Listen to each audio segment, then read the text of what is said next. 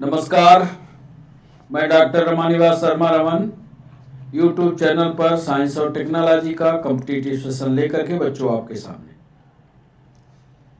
इसके पहले वाले सेशन में पहले के 2 सेशन ह्यूमन डिजीज पर थे।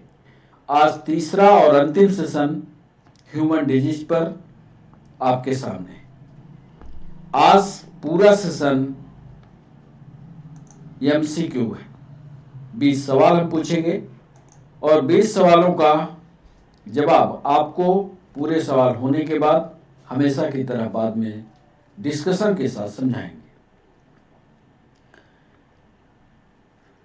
स्टाफ नर्स की परीक्षा आगामी दिनों में है, उसको ध्यान में रखते हुए और बेसिकली जो हम NEET, state PSC, UPSC, SSC और पीएनएसटी के सवाल करवाते हैं उनको शामिल किया है। पूरा का पूरा सेशन एमसीक्यू बेस्ड है, लेकिन हर सवाल पर डिस्कशन भी करेंगे। तो बच्चों, चैनल को सब्सक्राइब करना, लाइक करना और शेयर करना ये आपकी जिम्मेदारी है। और हमारा यह सेशन शाम को 5 बजे लाइव होगा। और यदि आप इसमें कुछ सवाल पूछना चाहते हैं तो कमेंट सेक्शन का उपयोग कीजिए और सीधा सवाल हमसे पूछिए।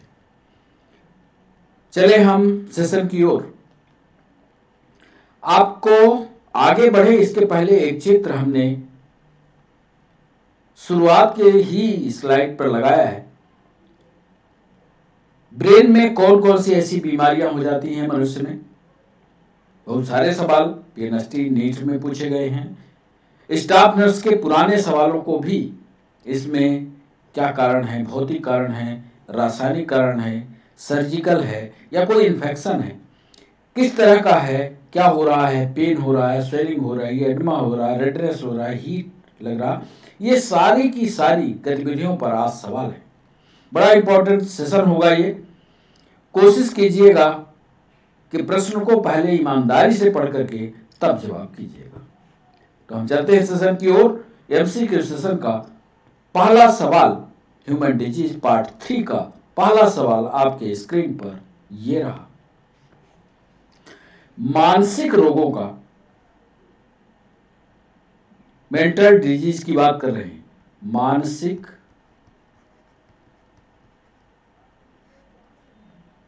रोगों का रासायनिक कारण क्या है? रासायनिक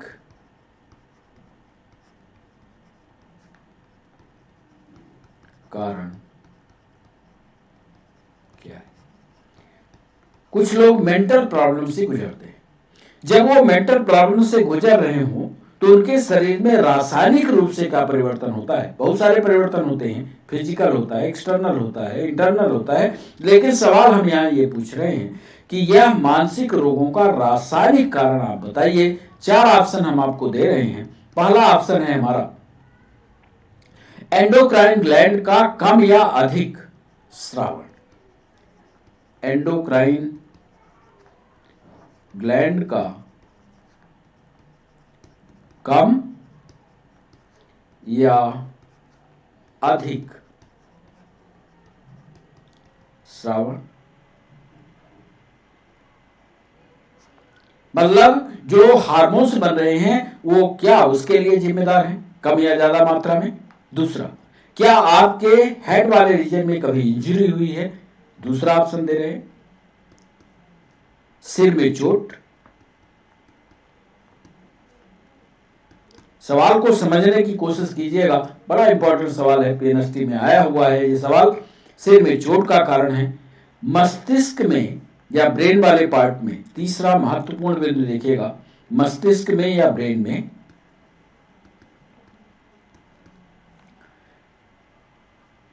ब्लड का बहाव शुरू हो गया, रुधिर बाहर निकलने लगा, या इसको रुधिर स्रावन कह लीजिए, रुधिर स्राव।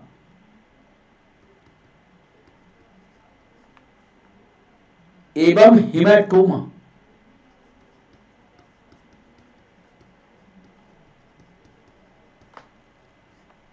तीसरा कारण जो हम बता रहे हैं कि जैसे मान लीजिए आप गिर गए, गिर गए तो दो स्थितियां बनेगी, या तो एक गोल गुंबद के आकार की संरचना निकल जाएगी, या वो सिर फटेगा और खून उससे निकलना शुरू होगा। हिमेटोमा कुछ ऐसा ही है कि सर में आपके बल्बिंग स्ट्रक्चर दिखे तो ब्रेन में रुधिर का स्राव शुरू हो गया कि रुधिर एक जगह जम गया, जिसके कारण वो बबलिंग की संरचना बनी।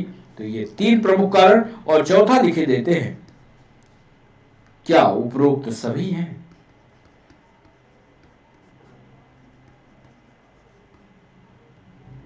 मानसिक रोगों का रासायनिक कारण आपको बताना है। केमिकल रीजन क्या है, बड़ा सोच समझ के जवाब कीजिएगा। एंडोक्राइन ग्लैंड का कम या अधिक स्रावन होगा, सिर में चोट होगी, ब्रेन में रुधिर का स्राव होगा, हिमेटोमा होगा, या उपरोक्त सभी है। यह था पहला सवाल। सही ऑप्शन आप कमेंट सेक्शन में लिखिएगा।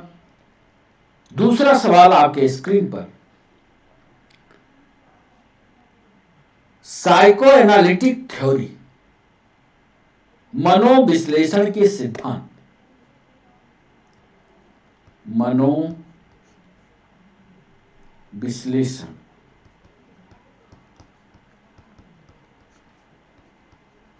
के सिद्धांत।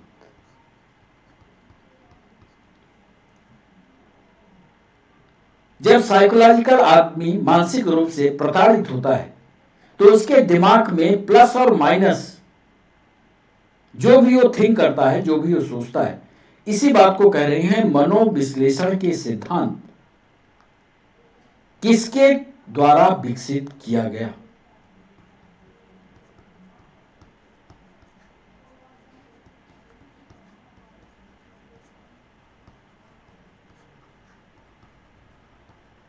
उस वैज्ञानिक का आपको नाम बताना है कि जिसने साइकोलॉजिकल या साइको एनालिटिकल थ्योरी दी है। साइको एनालिटिकल थ्योरी या मनोविश्लेषण के सिद्धांत वो किस वैज्ञानिक के द्वारा दिया गया?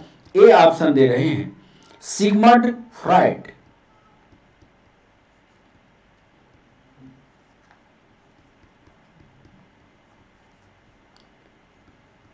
क्या वो वैज्ञानिक का नाम जैकोब्सन था?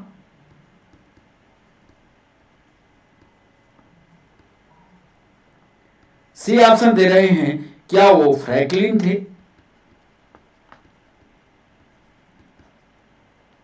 क्या वो एरिस्टोटल थे?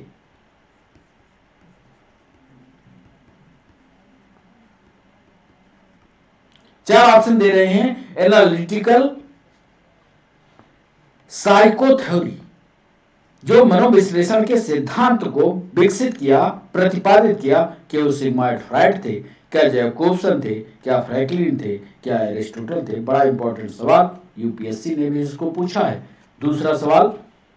तीसरा सवाल बच्चों आपके स्क्रीन पर, मानसिक स्वास्थ्य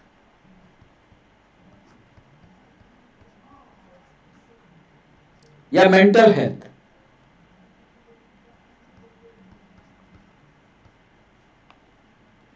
मानसिक स्वास्थ्य नर्सिंग के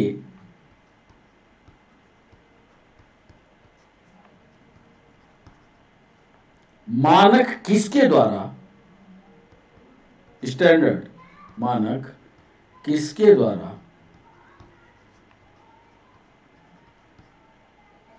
जारी किए गए थे?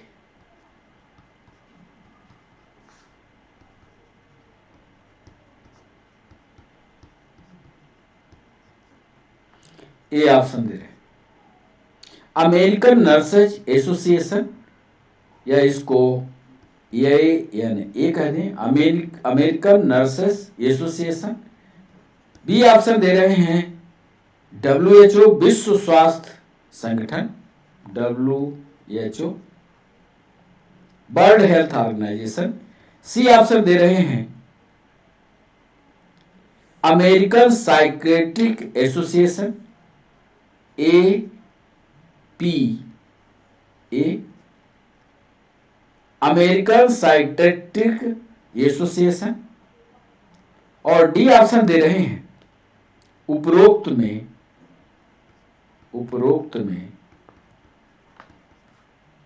कोई नहीं।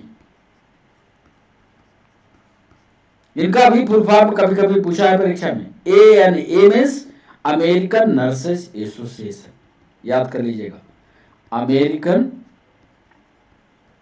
Nurses association.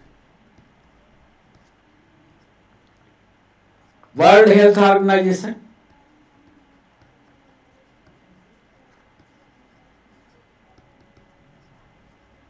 WHO जिसको आप जानते हो, और APO को अमेरिकन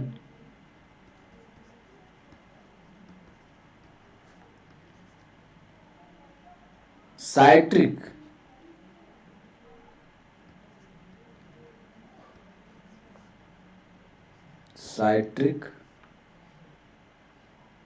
एसोसिएशन। करने को हो सकता है आपने ये सवालों को ना पढ़ा हो, लेकिन PNST में नर्स स्टाफ में और नीट में ये सवाल पूछा गया कि मानसिक स्वास्थ्य नर्सिंग के मानक किसके द्वारा जारी किए गए थे? ANA के द्वारा, WHO के द्वारा, APA के द्वारा, उपरोक्त में से कोई नहीं। चौथा सवाल आपके स्क्रीन पर, भारत में या इंडिया में आत्महत्या की दर, जीके का सवाल, आत्महत्या की दर सबसे अधिक कहां है?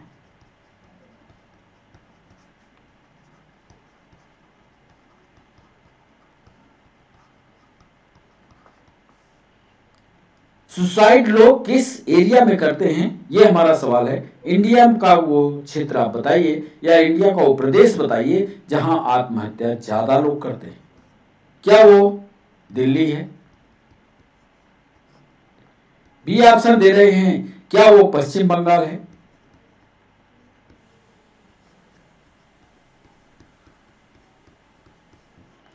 सी ऑप्शन दे रहे हैं, क्या वो राजस्थान है? और डी ऑप्शन दे रहे हैं, क्या वो उत्तर प्रदेश है?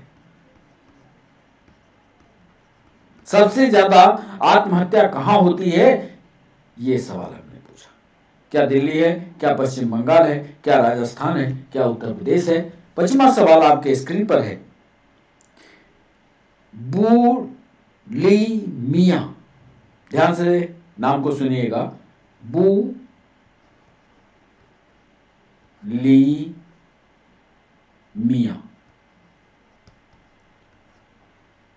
इसको क्षुधार्तिशयता बोलते हैं।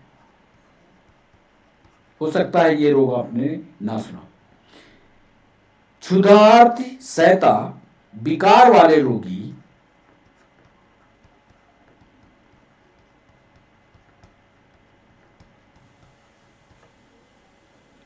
के लिए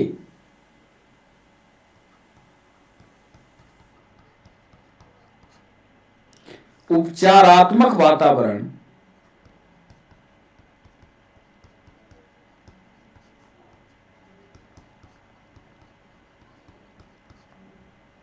निम्न में से कौन सा है?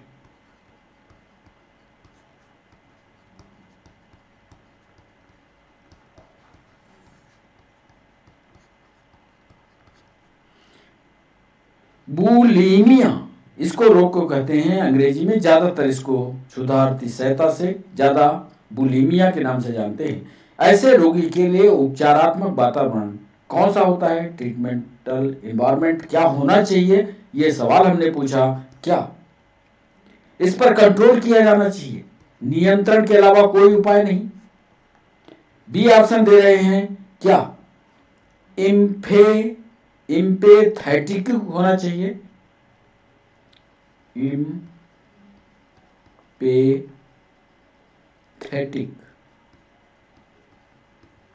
ट्रीटमेंट होना चाहिए। सी ऑप्शन दे रहे हैं, भोजन पर ध्यान केंद्रित करना।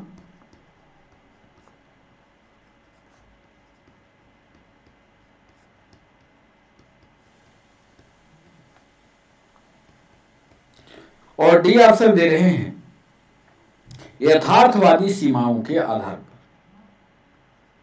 यथार्थवादी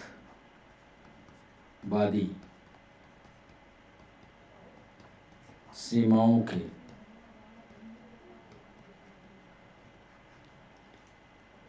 बुलीमिया विकार वाले रोगी के लिए कौन सा वातावरण ज्यादा सुटेबल है? क्या उस पर नियंत्रण कर दिया जाना चाहिए? क्या इम्पैथेटिक होना चाहिए एनवायरमेंट? क्या भोजन पर ध्यान केंद्रित करना चाहिए? क्या यथार्थवादी सीमाओं जो सत्य है उस सत्य की घटना से रूबरू करना चाहिए? यह हमारा 5वां सवाल। 6वां सवाल आपके स्क्रीन पर। मंद बुद्ध, मेंटल रिटार्डेशन, इस रोग को आपने सुना होगा, उत्तर भी बनेगा आपसे, करने की कोशिश कीजिएगा। मंद बुद्ध,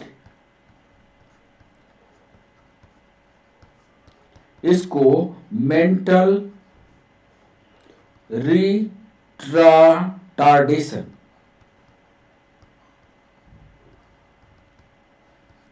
इसको मेंटल रिटार्डेशन कहते हैं।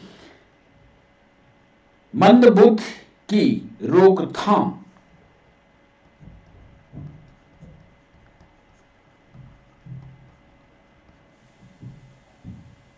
हेतु प्राथमिक स्तर का उपाय।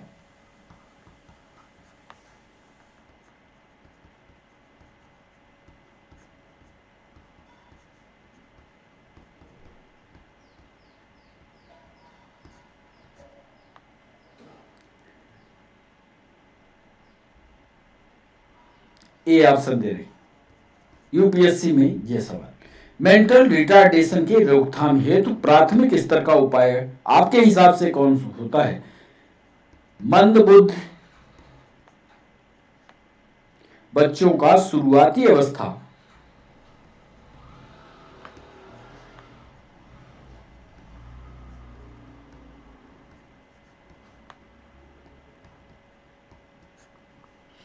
शुरुआती अवस्था में पता लगाकर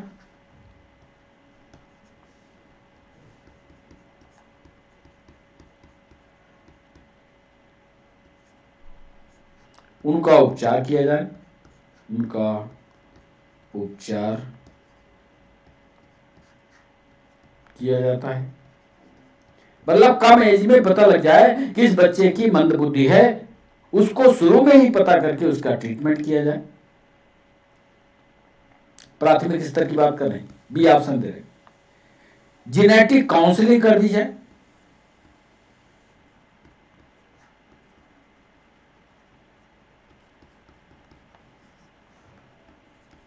सी ऑप्शन दे रहे हैं। जब ये बच्चा जन्म लेने वाला हो, यानी मां के गर्भ में हो, माता को गर्भावस्था के दौरान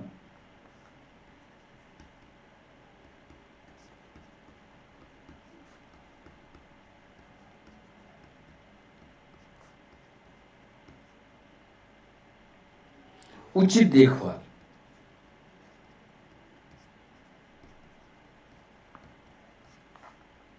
और डी ऑप्शन दे रहे हैं, बी और सी।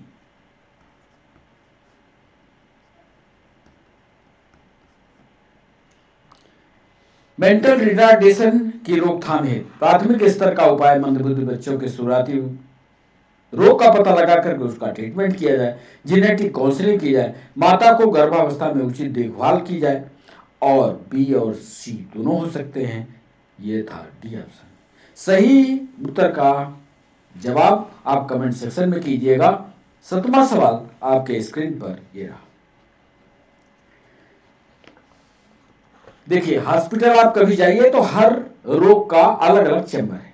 ऐसे ही एक सवाल हमने बनाया साइकियाट्रिक या मनोवैज्ञानिक ट्रीटमेंट का जो सेंटर है वहां से।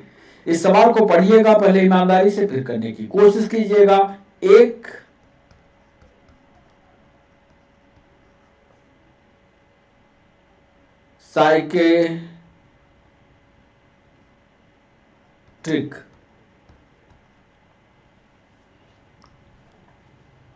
साइकियाट्रिक वार्ड में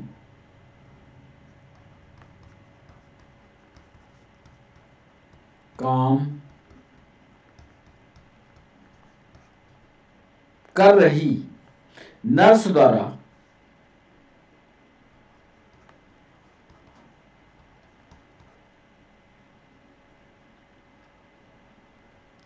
रोगियों को दी जाने वाली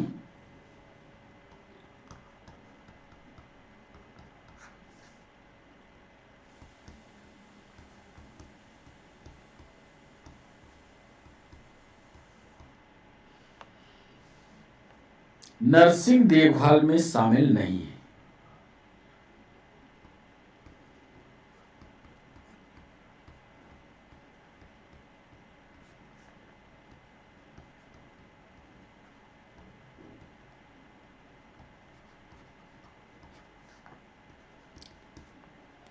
ए ऑप्शन, रोगी को शराब,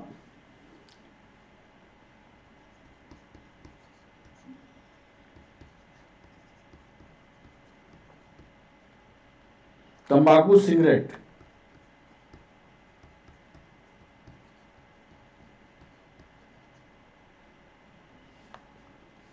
आदि से दूर रहने की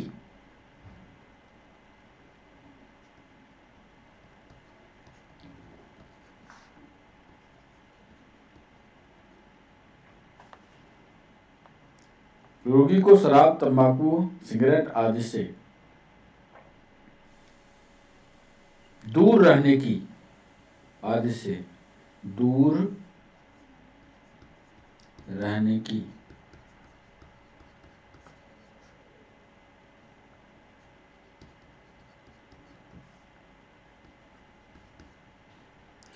बी ऑप्शन दे रहे हैं, रोगी को दवाइयों के दुष्प्रभाव के लिए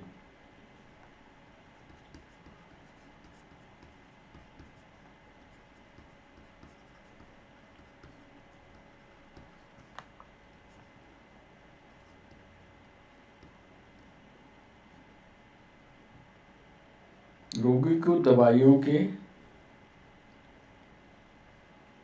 दुष्प्रभाव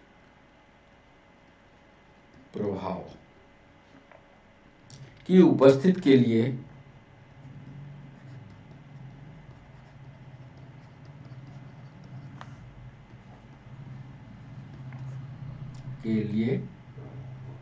सलाह करना।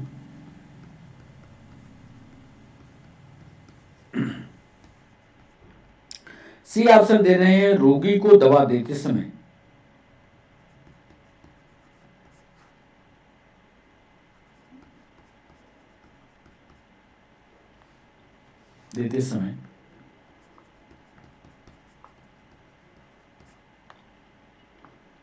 पांच सही नियमों का पालन करना,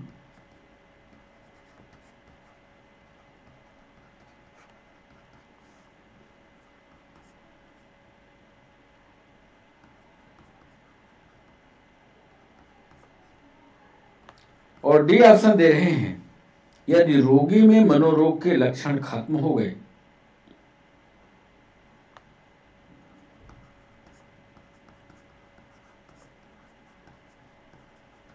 मनोरोग के लक्षण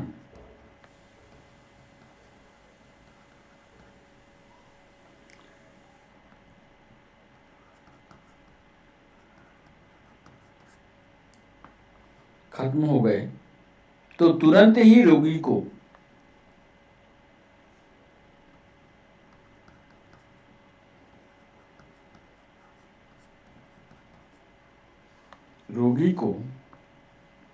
दवाइयां देना बंद कर देना।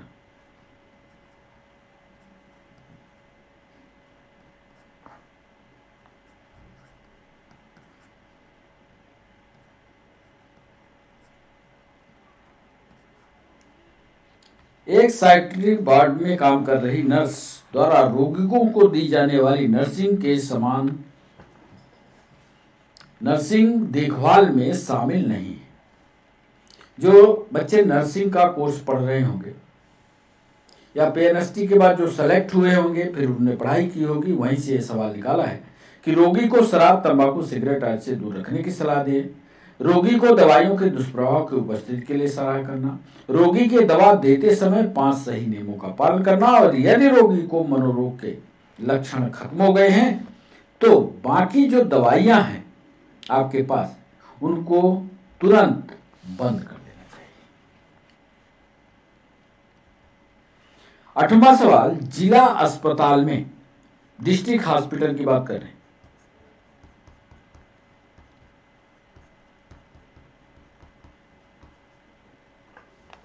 कितने मनोवैज्ञानिक रोगियों के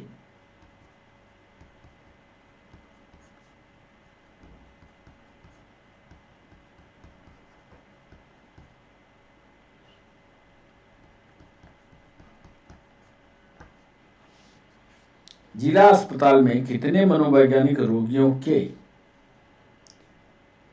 बिस्तर होने चाहिए?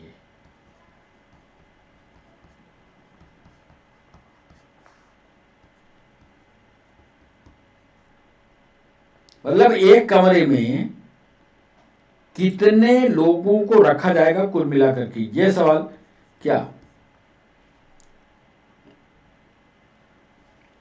5 से 15,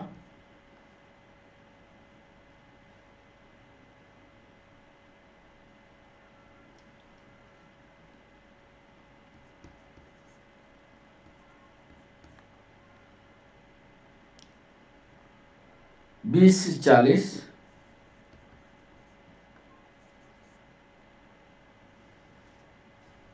30 से 50,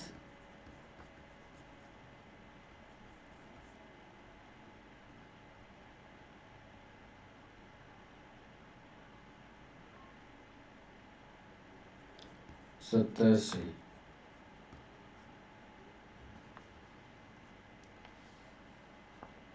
बिस्तर जो हो मनोवैज्ञानिक रोगों के बिस्तर के लिए, उसकी संख्या क्या हो? 5 से 10 हो, 5 से 15 हो, 20 से 40 हो, 30 से 50 हो, या 70 से 100 हो। अगला सवाल, 9वां सवाल आपके स्क्रीन पर। एक रोगी को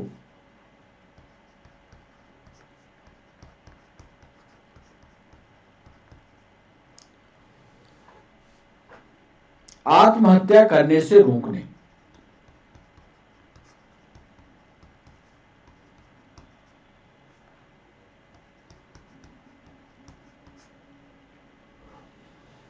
आत्महत्या से रोकने के लिए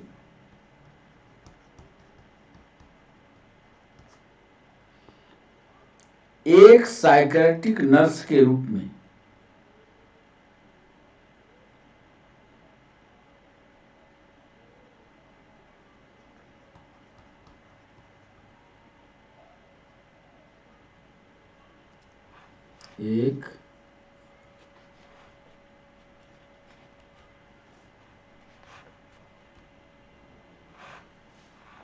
एक साइकियाट्रिक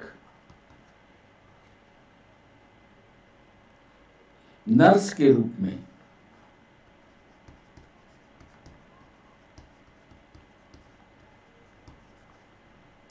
क्या प्रयास होना चाहिए?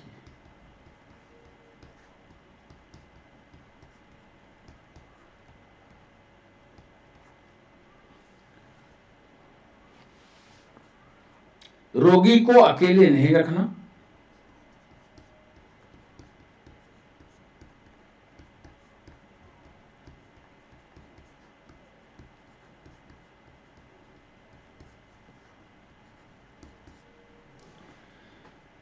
बी ऑप्शन, रोगी के पास कोई भी तीखे उपकरण नहीं रखने चाहिए।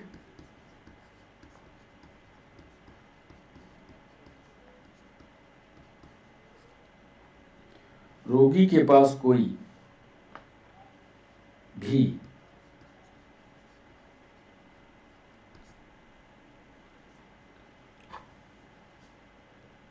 तीखे कोई रोगी के पास कोई भी तीखे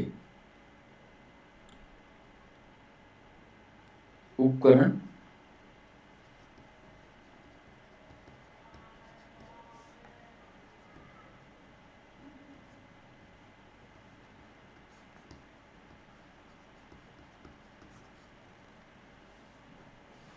सी ऑप्शन दे रहे हैं, रोगी को उसके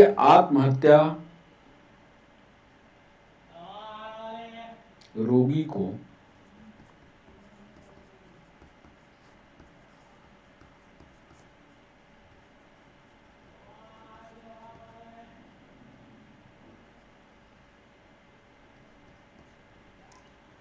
आत्महत्या संबंधी विचारों के बारे में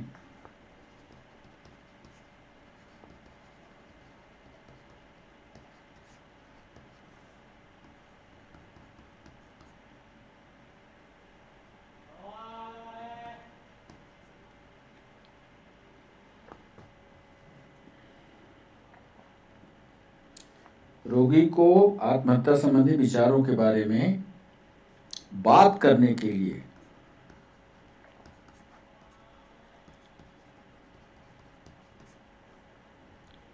प्रेरित करना चाहिए। और डी ऑप्शन दे रहे हैं उपरोक्त सभी।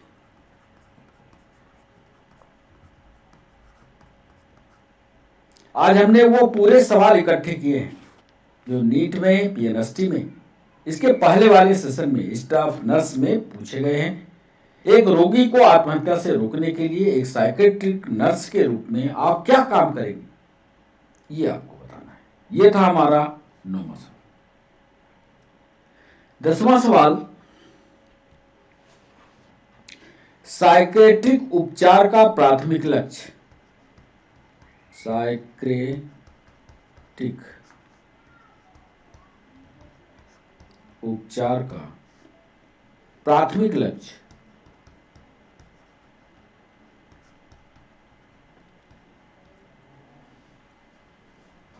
लक्ष्य क्या है?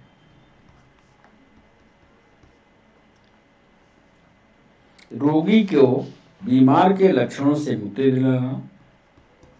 रोगी को बीमार लक्षणों से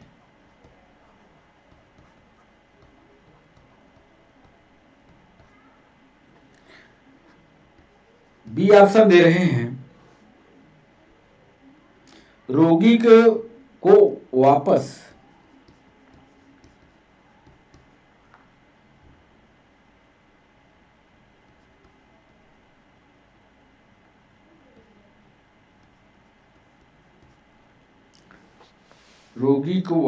उसके घर भेजना।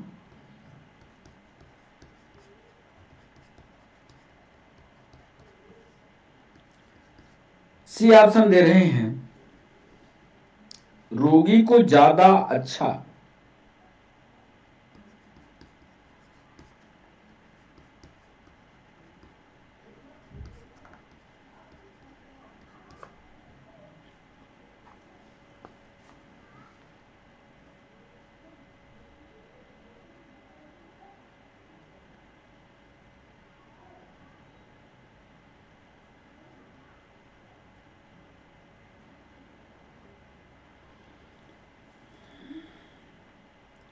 साइकेट्रिक उपचार का प्राथमिक लक्ष्य है रोगी को बीमार लक्षणों से मुक्ति दिलाना। रोगी को वापस उसके घर भेजना। रोगी को, तीसरा सवाल है, तीसरा जवाब है, रोगी को ज्यादा अच्छा मनोवैज्ञानिक संयोजन बनाने में, ज्यादा अच्छा मनोवैज्ञानिक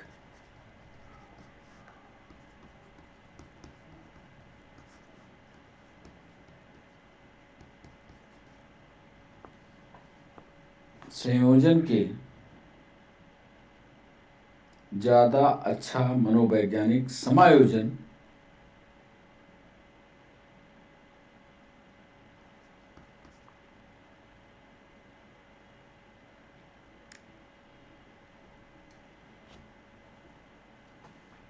रोगी को ज्यादा अच्छा मनोवैज्ञानिक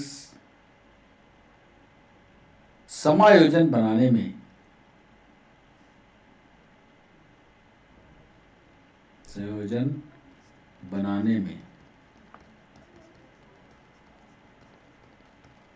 मदद करना। और डी ऑप्शन दे रहे हैं,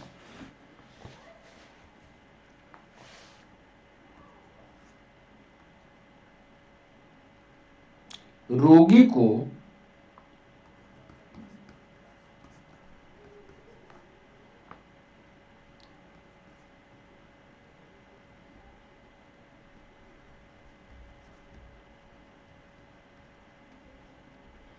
रोगी को साइक्रेटिक बनने से रोकना।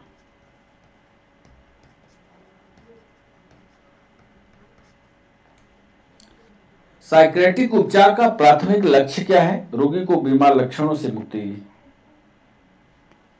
रोगी को बीमार लक्षणों से मुक्ति दिलाना, मुक्ति ये दिलाना लिखा है। रोगी को वापस उसके घर भेज देना, रोगी को ज्यादा अच्छा मनोवैज्ञानिक समायोजन बनाने में मदद करना, या रोगी को साइक्रेटिक बनने से रोकना। साइक्रेटिक उपचार का प्राथमिक लक्ष्य क्या होना चाहिए? 11वां सवाल, एक मनोरोगी को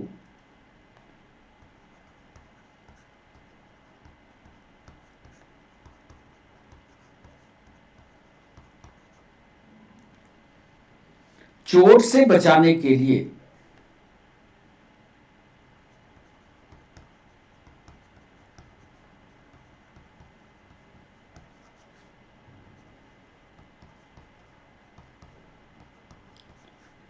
एक साइकियाट्रिक नर्स के रूप में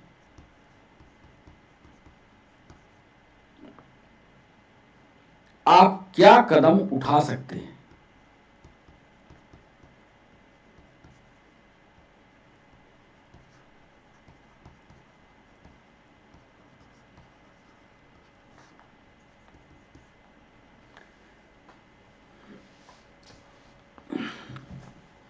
रोगी को चिड़चिड़ा होने से बचाना,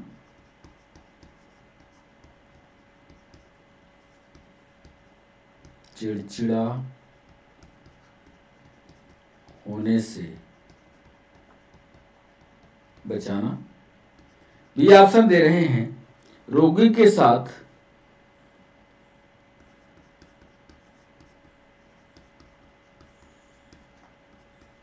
वार्ड में तर्क वितर्क नहीं करना,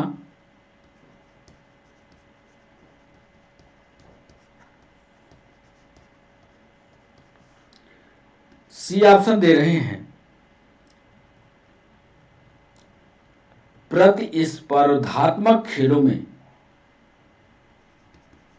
प्रतिस्पर्धात्मक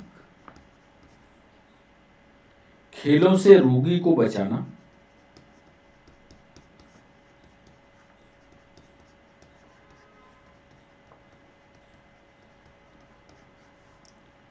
और डी ऑप्शन दे रहे हैं उपरोक्त सभी।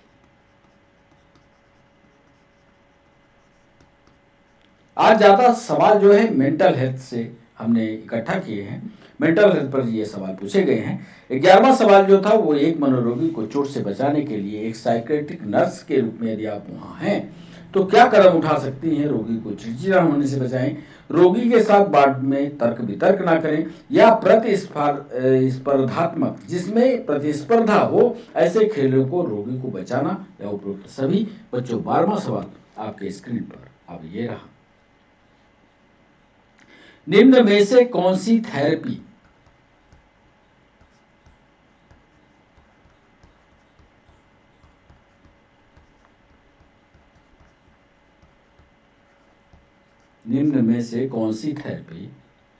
का उपयोग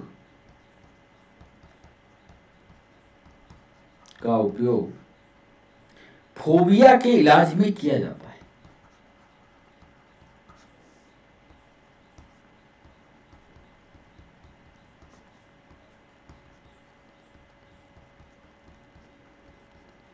कौन सी थेरेपी का इस्तेमाल होता है? किसी आदमी को फोबिया हो तो कौन सा इलाज किया जाएगा? ए ऑप्शन दे रहे हैं, एवर्जन थेरेपी,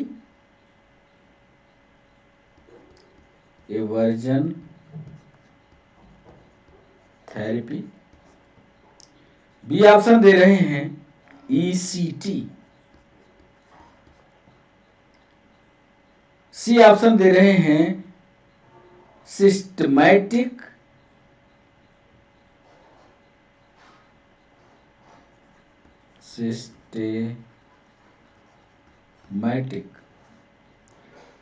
desensitization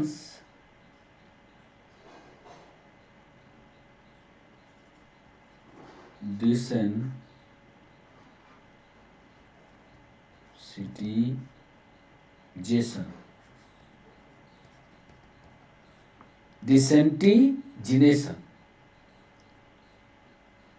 सिस्टमेटिक डिसेंटिजिनेशन या डिसेंसिटिजेशन।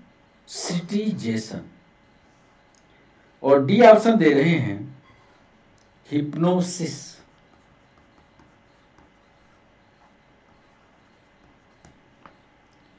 कौन सी थेरेपी का उपयोग फोबिया के इलाज में किया जाता है? एवर्जन थेरेपी है, ईसीटी है, सिस्टमेटिक डिसेंटिजिनेशन है या हिप्नोसिस है। अब यदि इन रोगों के बारे में आप जानते होंगे तो सही जवाब आपसे बनेगा, नहीं तो डिस्कशन में जब हम लौटेंगे तो आपको एक एक रोग के बारे में बताएंगे। पहले सवाल करवा लें। 13वां सवाल, लिथियम ले रहे रोगी,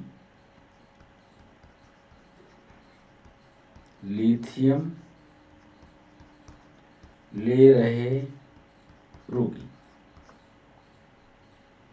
की देखभाल करते समय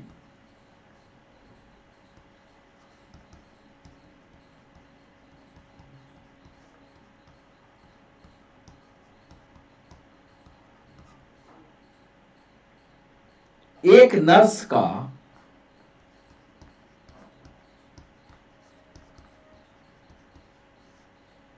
सबसे प्रमुख कार्य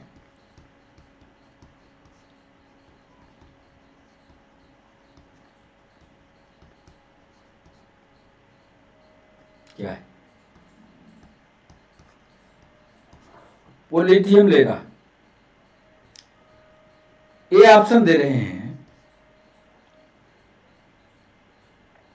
ब्लड के लिथियम स्तर की जांच करना,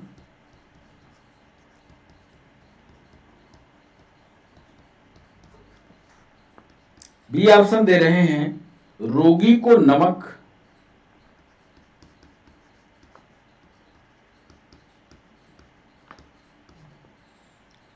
एवं तरल पदार्थ नहीं देना,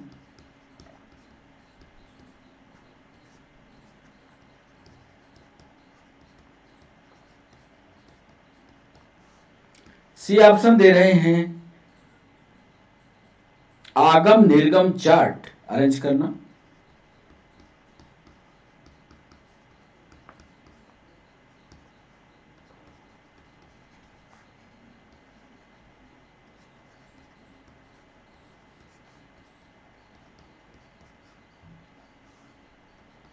और डी ऑप्शन दे रहे हैं सभी दवाइयां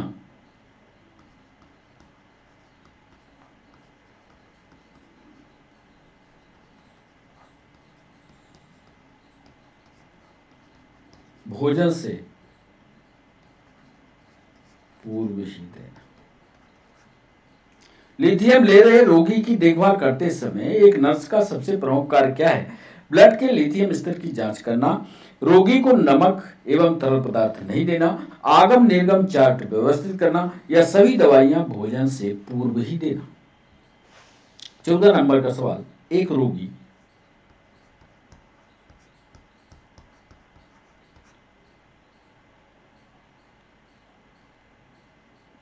जो कि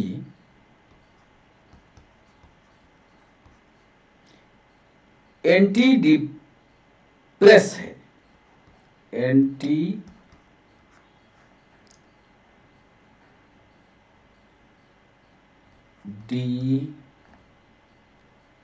डिप्रेसेंट है, प्रेसेंट है, एंटी डिप्रेसेंट है। एक रोगी जो कि एंटी डिप्रेसेंट दवाई ले रहा है, औषधियां ले रहा है,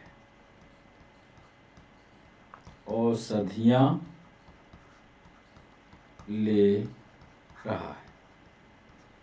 एक रोगी है जो डिप्रेशन के खिलाफ मतलब दवाई खा रहा है, को दी जाने वाली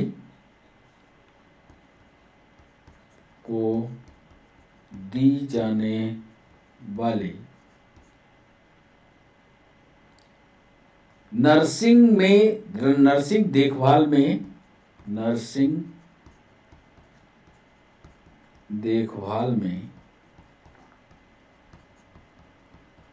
शामिल नहीं।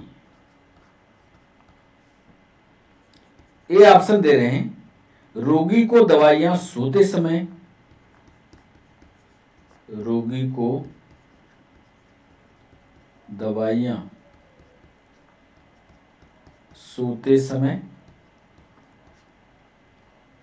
लेने की सलाह देना।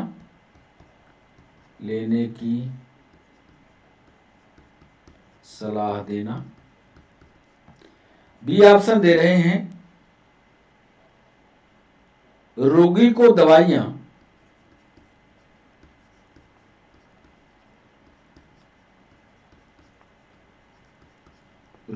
दवाइयां भूखे पेट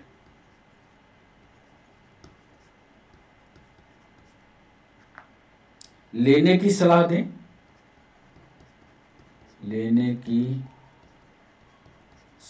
दें। जो शामिल नहीं है बताना है, सोचना।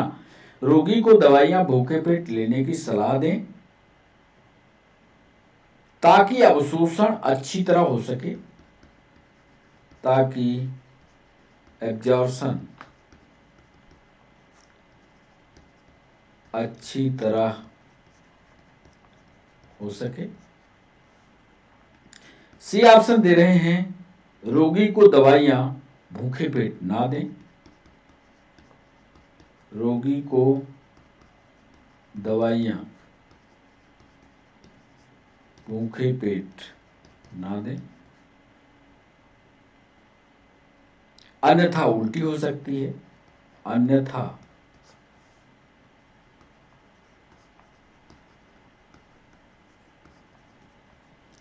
और डी ऑप्शन दे रहे हैं, रोगी को ज्यादा पानी पीने के लिए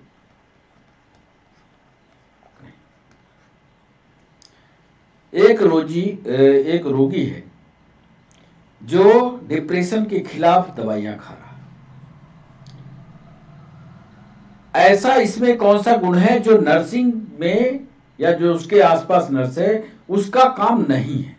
रोगी को दवाइयां सोते समय लेने की सलाह दें, रोगी को दवाइयां भूखे पेट लेने की सलाह दें ताकि एब्जॉर्प्शन अच्छी तरह हो सके, रोगी को दवाइयां भूखे पेट ना दें अन्यथा उल्टी हो सकती है, रोगी को ज्यादा पानी पीने के लिए कहें। 15वां सवाल, साइकोथेरेपी का लक्ष्य क्या होता है? साइकोथेरेपी का लक्ष्य है, ये ऑप्शन दे रहे हैं, रोगी में पाए जाने वाले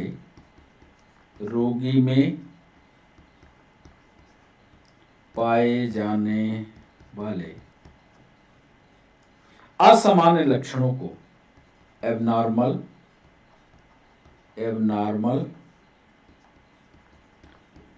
लक्षणों को ठीक करना। बी ऑप्शन दे रहे हैं, रोगी के असामान्य व्यवहार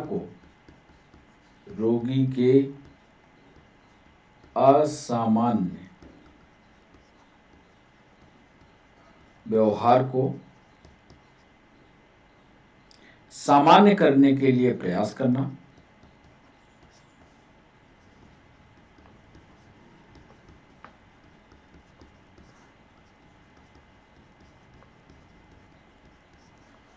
सी ऑप्शन दे रहे हैं, सकारात्मक वृद्धि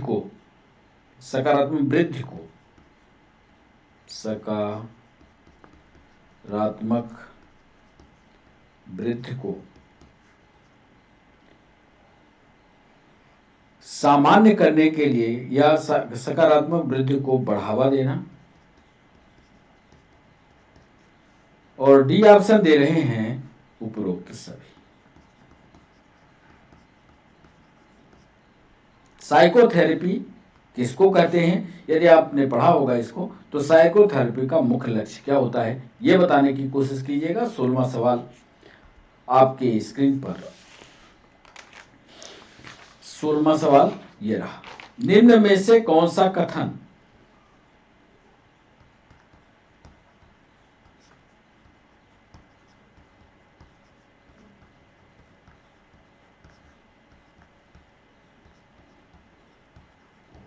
निम्न में से कौन सा कथन ECT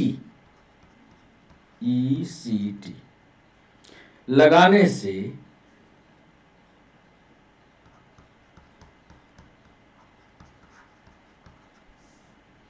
पहले रोगी को दी जाने वाले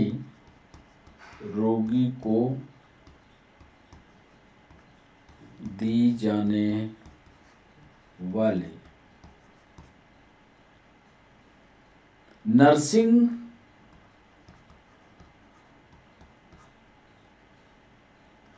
देखभाल का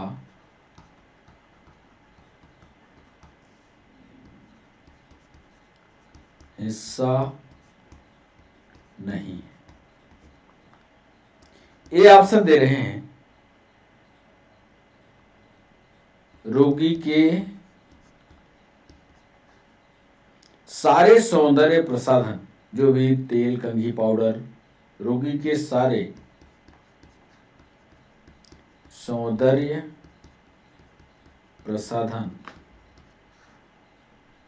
प्रसाधनों को हटाना, पहला ऑप्शन है। बी ऑप्शन दे रहे हैं, कसे वस्त्रों को, कुछ लोग कपड़े जो है टाइट पहनते हैं, कसे वस्त्रों को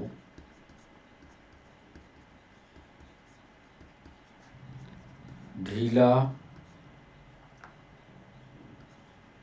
करना। सी ऑप्शन दे रहे हैं, रोगी को अधिक तरल पदार्थ देना। और डी ऑप्शन दे रहे हैं, सभी धात्विक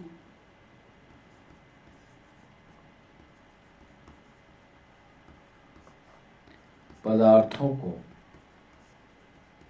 हटाना।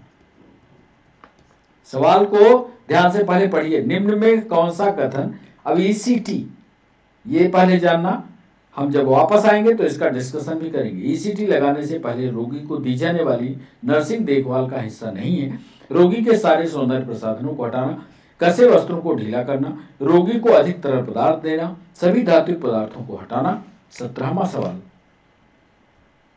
एक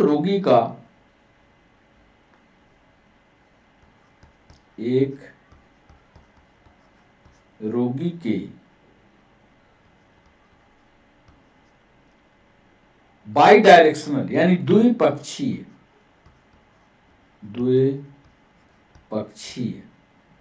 ECT लगाते समय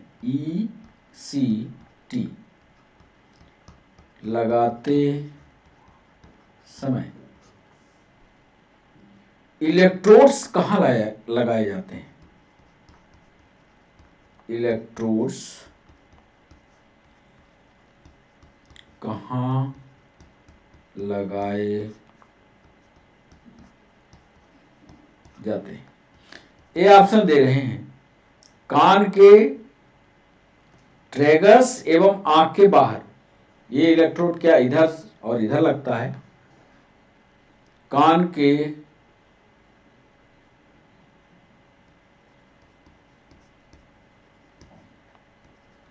ट्रेगस एवं आंख के बाहरी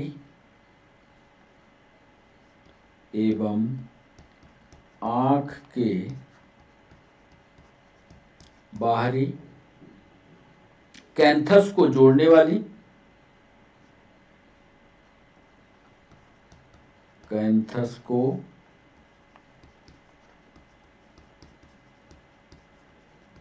जोड़ने वाली रेखा के मध्य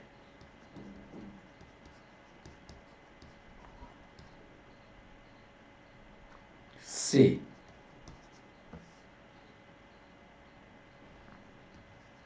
2.5 से 4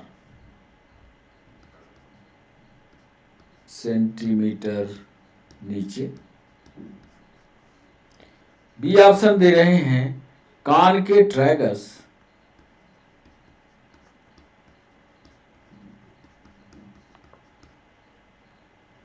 एवं आंख के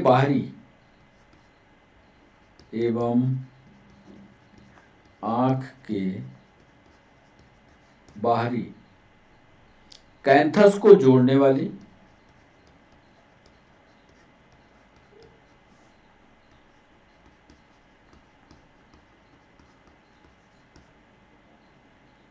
रेखा के मध्य बिंदु से रेखा के मध्य बिंदु से 2.5 से 4 सेंटीमीटर ऊपर। सी ऑप्शन दे रहे हैं कान के ट्रैगस एवं ऑक्सीपुट। कान के ट्रैगस एवं ऑक्सीपुट के केंद्र को जोड़ने वाली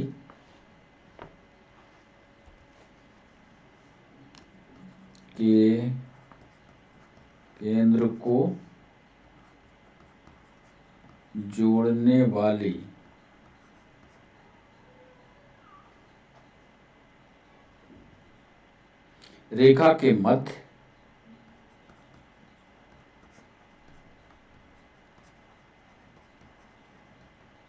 बिंदु। और डी ऑप्शन दे रहे हैं कान के ट्रैगस के थोड़ा ऊपर। कान के ट्रैगस के थोड़ा ऊपर।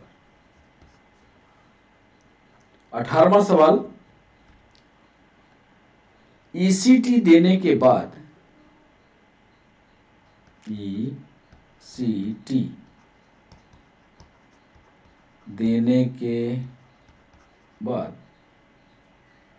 रोगी को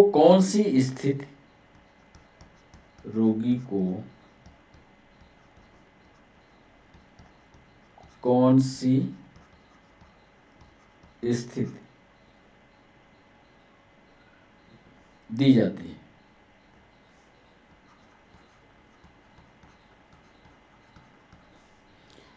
ए ऑप्शन दे रहे हैं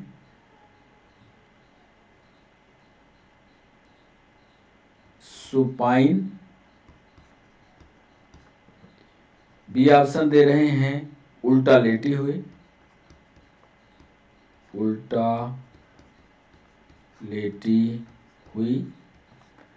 सी ऑप्शन दे रहे हैं एक तरफ करवट ली हुई। मतलब जब रोगी को ईसीटी दे दिया गया उस समय पूछ रहे हैं कि बिल्कुल ऐसा सीधे लेटेगी या उल्टा पेट के बल लेटेगी या एक तरफ करवट ली हुई। और डी ऑप्शन दे रहे हैं लिथीटोमी।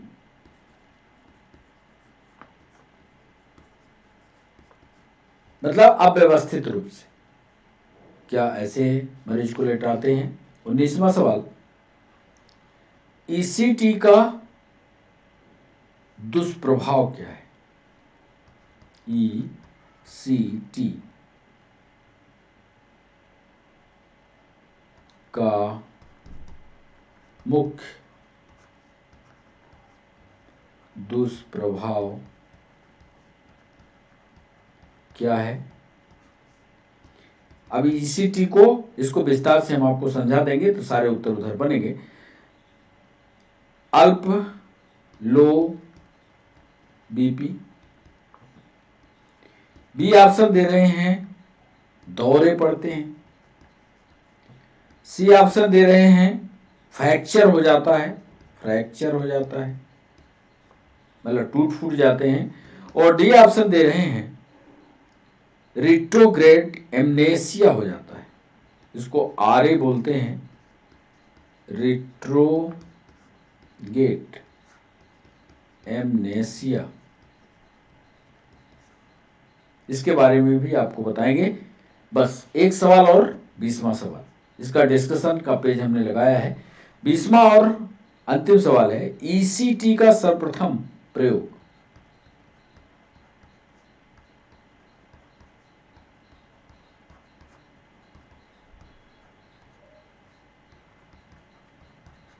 ईसीटी का सर्वप्रथम प्रयोग किसने किया?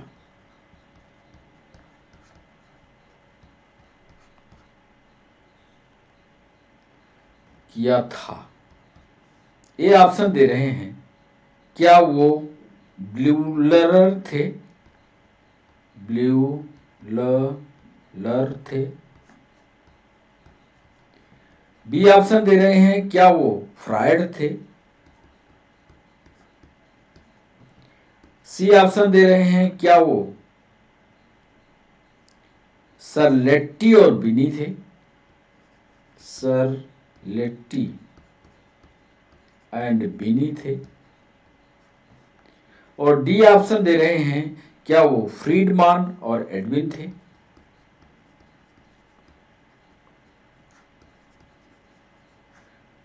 या एडविन थे। सही वैज्ञानिक आपको बताना है, क्योंकि इसमें ज्यादातर सवाल आज नर्सिंग से जुड़े थे, पर है तो बायो से ही जुड़े हुए प्रैक्टिकल सवालों पर। इसमें से 2 सवाल यदि हम आपको समझा देते हैं, इसका डिस्कशन लिख करके आपको बताते हैं 19वें और 20वें को, तो बाकी फिर आपके लिए सरल हो जाएंगे। तो आइए सबसे पहले 19वां सवाल 20वां आपको समझा देते हैं, इसका भी डिस्कशन का पेज लगा हुआ है। तो इसमें 20वें में तो वैज्ञानिक का नाम बताना है, तो इसको आप कर लोगे। 19वां सवाल देखिए,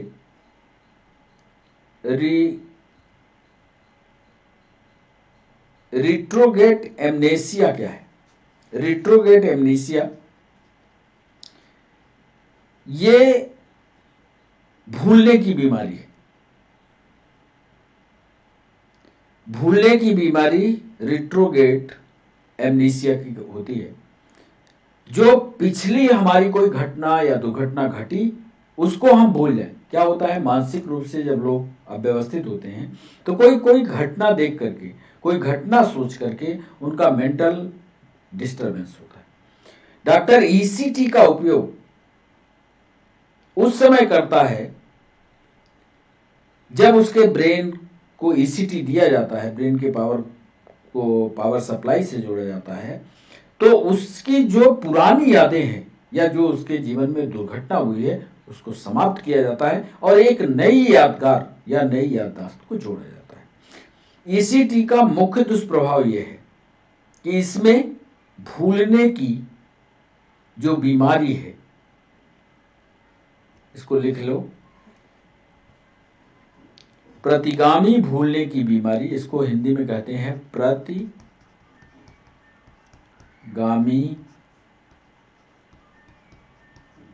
भूलने की बीमारी,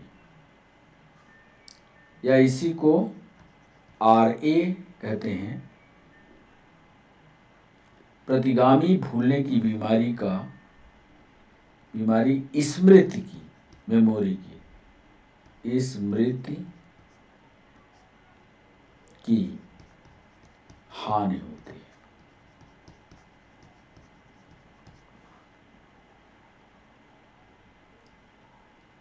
जो आगे की मेमोरी है या जो जिस मेमोरी की हम बात कर रहे थे, जो स्टोर है वो समाप्त होती है, तो ये इसका दुष्प्रभाव होता है। फिर 18वां ईसीटी देने के बाद रोगी को कौन सी स्थिति में दिया जाता है, ये सवाल 18वां सवाल हमने पूछा था। इसका कोई जवाब दिया आपने? जरा कमेंट सेक्शन में देखिएगा। 18वां सवाल, जब ईसीटी दे दिया जाता है तो उसको सीधा नहीं लेटाते या पेट के बल नहीं लेटाते, बल्कि उसको एक तरफ करवट करके दिलवाते हैं, ताकि ईसीटी देने के बाद जो ब्लड का सर्कुलेशन है वो पूरा A to Z एक साइड से दूसरे साइड में, और करवट भी ऐसा नहीं कि लेफ्ट राइट करें, हार्ट को बचाते हुए एक साइड का करवट दिया जाता है, तो ब्लड की सप्लाई और बेहतर होती है। यहाँ पर लिख लीजिएगा, एक तरफ करवट होती है। 17वां सवाल का जवाब है, एक रोगी के द्विपक्षीय ईसीटी लगाते समय इलेक्ट्रोड्स कहाँ लगाए जाते हैं? अब ये जो ईसीटी का अर्थ आप ये बिल्कुल अच्छी तरह से समझ लीजिए, जिसको करंट लगाना आप सामान्य भाषा में कहते हो, वही है ईसीटी। एक रोगी को द्विपक्षीय ईसीटी लगाते समय इलेक्ट्रोड कहाँ लगते हैं? तो जो करंट का इस्तेमाल किया जाता है उसको समझिएगा।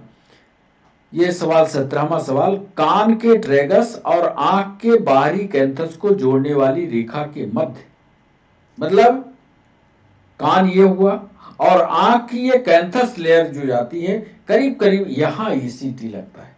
देख लो ध्यान से, यहाँ ईसीटी, कभी डॉक्टर का ईसीटी देखना, तो ऐसे ऐसे करके वो लगाता है, फिर चालू करता है।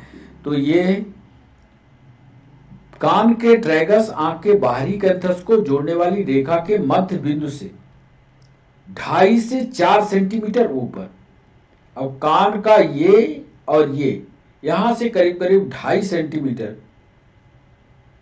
ऊपर ऐसे कैंथस ईसीटी के इलेक्ट्रोड लगते हैं। तो इसका सही जवाब होगा बी। कौन सा कथन ईसीटी लगाने से पहले रोगी को दी जाने वाली नर्सिंग देखभाल का हिस्सा नहीं है? सारे करता है। 16वां सवाल, रोगी को अधिक तरल पदार्थ देना ये नर्सिंग का हिस्सा नहीं है।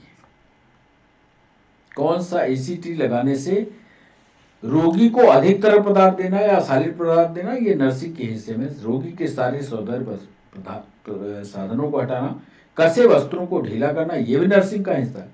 कुछ लोग बहुत सारे गले के और हाथ के वो पहन के जाते हैं, और जब उनको ईसीटी दिया जाता है तो सब तेज से फड़कते हैं, टूटते हैं, नुकसान हो सकता है।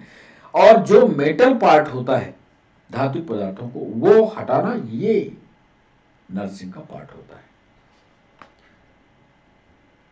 साइकोथेरेपी यानी 15वां सवाल, साइकोथेरेपी किसको कहते हैं? जिनको मेंटल प्रॉब्लम होती है उनमें साइकोथेरेपी का एक महत्वपूर्ण रोल होता है। साइकोथेरेपी कैसे दी जाती है, ये सवाल।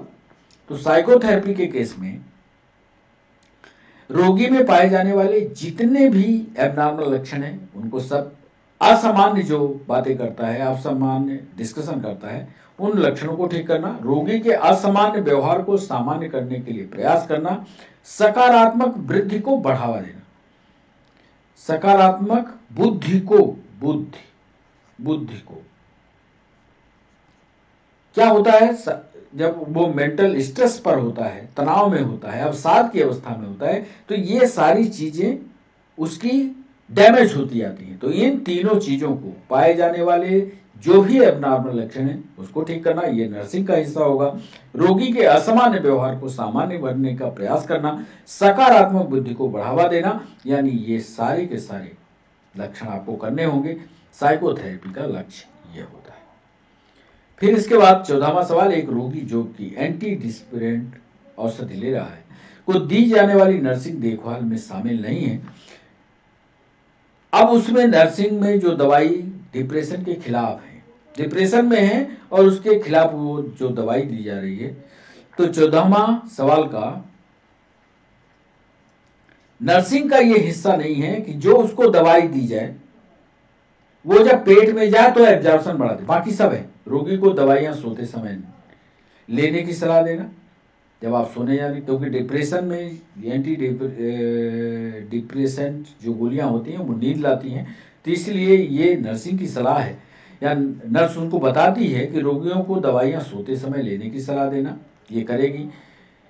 रोगी को दवाइयां भूखे पेट ना दें, अन्यथा उल्टी हो सकती है, ये भी एक कारण है। रोगी को ज़्यादा पानी पीने के लिए कहें, ज़्यादा पानी उसको दें, लेकिन ये नहीं, ये नर्सिंग का हिस्सा नहीं है, इसलिए 14 का बी उत्तर सही होगा। फिर इसके बाद लिथियम ले रहे रोगी की देखभाल करते समय एक नर्स सबसे प्रमुख कार्य क्या करती है? 13वां सवाल ये हमने पूछा, रुधिर में लिथियम कितना बढ़ रहा है? लिथियम रुधिर में कितना बढ़ रहा है? लिथियम भी एक नशे की दवाई है, नशा है। तो लिथियम में, ब्लड में लिथियम स्तर की जांच करना ये उसकी जिम्मेदारी होती है। निम्न में कौन सी थेरेपी का उपयोग फोबिया के इलाज में किया जाता है? तो 12वें सवाल का एवर्जन थेरेपी, एवर्जन थेरेपी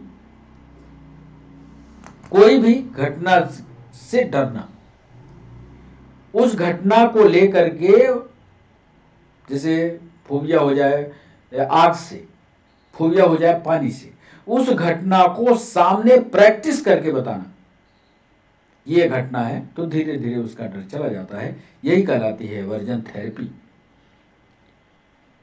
11वां सवाल है, एक मनोरोगी को चोट से बचाने के लिए एक साइकियाट्रिक नर्स के रूप में आप क्या कदम उठा सकती हैं? तो 11वां सवाल, रोगी को चिड़चिड़ा ना हो, ये भी नर्स की जिम्मेदारी होती है। रोगी के साथ वार्ड में तर्क वितर्क ना हो, प्रतिस्पर्धात्मक खेलों को रोगी, मतलब कॉम्पिटिटिव स्टेप ना बताएं, यानी तीनों करें, यानी इसका उत्तर डी सही होगा। 10वां, साइकियाट्रिक उपचार का प्राथमिक लक्ष्य क्या है?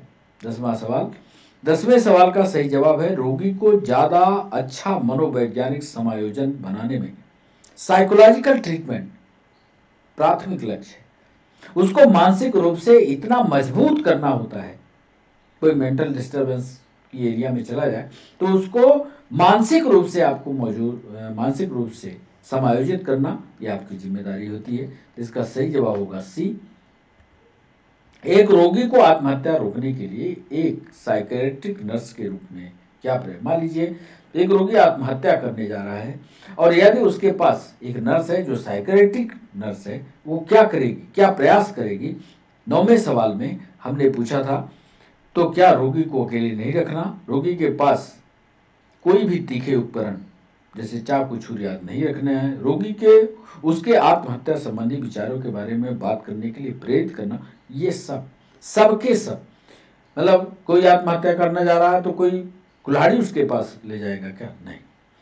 तो ये तीनों पॉइंट जो है प्रयास होना चाहिए, साइकियाट्रिक नर्स करे, इसलिए इसका उत्तर डी सही होगा।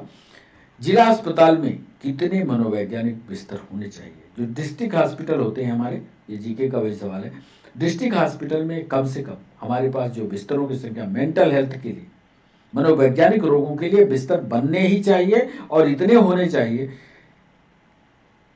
कि 30 से 50 डिस्ट्रिक्ट हॉस्पिटल में 30 से 50 बिस्तर जो है वो साइकियाट्रिक के लिए होना ही चाहिए। एक साइकियाट्रिक वार्ड में काम कर रही नर्स द्वारा रोगियों को दी जाने वाली नर्सिंग देखभाल में शामिल नहीं है। इसमें शराब तंबाकू के आदत से दूर रहने की सलाह देना, ये तो शामिल है। रोगी को दवाइयों के दुष्प्रभाव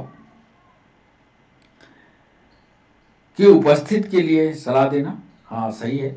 रोगी के दवा देते समय 5 सही नियमों का पालन करना। यदि रोगी को मनोरोग के लक्षण खत्म हो गए हों तो रोगी से दवाइयाँ, यदि रोगी के मनोरोग के लक्षण खत्म हो गए तो तुरंत ही रोगी को दवाइयाँ देना बंद कर देना। ये साइकियाट्रिक एक लंबे वक्त तक जो ये दवाइयाँ होती हैं, ये एक लंबे वक्त तक चलती हैं, उसको कंटिन्यूअस लाइफ में लाने के लिए लंबा वक्त लगता है, तो ये नहीं शामिल है। कौन सा? कि तुरंत बंद कर दो तो ठीक हुए और तुरंत आपने दवाई बंद कर दी। मंदबुद्धि या मेंटल रिटार्डेशन की रोकथाम है प्राथमिक स्तर का उपाय क्या होगा? 6वां सवाल, तो ये दोनों बी और सी, यानी जेनेटिक काउंसलिंग की जाए उसकी, मंदबुद्धि बाधित को शुरुआती अवस्था में पता लगा करके, यानी इसका सही जवाब होगा बी और सी दोनों। बी और सी दोनों सही जवाब होंगे। इसको पढ़ेंगे अच्छा इंटरेस्टिंग टॉपिक है, पढ़ने की इसको कोशिश कीजिए। बुलिमिया क्षुधाशीलता विकार वाले रोगी के लिए उपचारात्मक वातावरण निम्न में से कौन सा है? पश्चिमी सवाल का एम्फैथेटिक एनवायरमेंट उसके लिए होना चाहिए। थोड़ा समय ज़्यादा हो गया है, इसको सर्च करके पढ़ लीजिएगा। एम्पैथेटिक एनवायरमेंट क्या होता है? भारत में आत्महत्या की दर सबसे अधिक कहाँ है? ये हमारा चौथा सवाल है।